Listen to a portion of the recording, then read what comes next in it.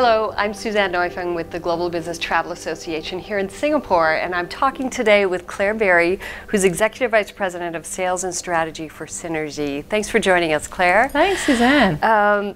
Lots of things going on, so tell me about what kind of trends you're seeing shaping the service department industry, specifically in Singapore, but also beyond that in Asia Pacific when it comes to the business travel sector. Sure.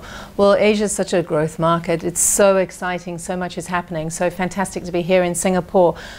Certainly for us in the service department industry, Singapore is the gateway, and it's certainly a business hub, and also from a business perspective, but also a leisure hub. And there's just so much opportunity here in this market.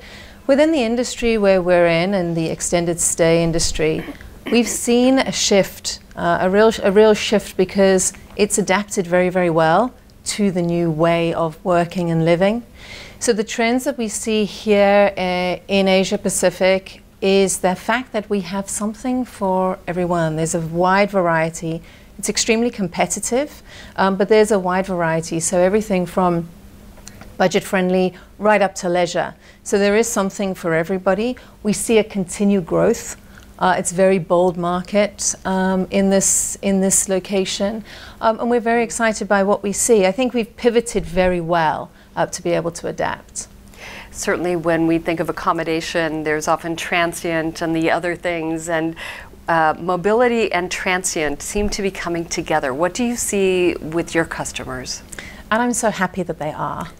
I think that it's multi-purpose, and it serves both the traveler and it serves the business. So as we see the collaboration coming together between mobility and business travel, well, it comes down to simplicity. So for the employee, it's far simpler. For the employer, we're able to track and gauge through data and analysis things like duty of care more carefully. Data and analytics tells us how do we simplify what we do.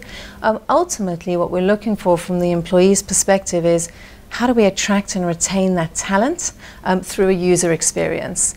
So as we see these departments coming together across the business lines, we certainly see that the collaboration is able to drive some of those effects and adopt really the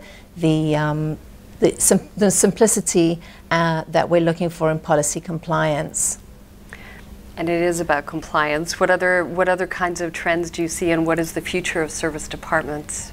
Yeah, for service departments, it's bold, it's adapted, as I mentioned previously. So therefore, what we have to be able to do is pivot very well. At the moment, perhaps this year's comparison to last year, we've seen a real uptick in the leisure market, for example, whereas last year we saw very much dominance by the business travel sector in this particular region especially, and it does vary by region around the globe. But we've had to be able to pivot to that, and I think in the past, the extended stay sector was very much about mobility, for example, or 30-day stays and long projects. Whereas today, that's not the case. And so we've had to be able to adapt to, is this a solution for an individual traveler? Is it a solution for a family? Is it a solution for business? And is it a solution for leisure? And if you can check each of those boxes, you're probably on the right track.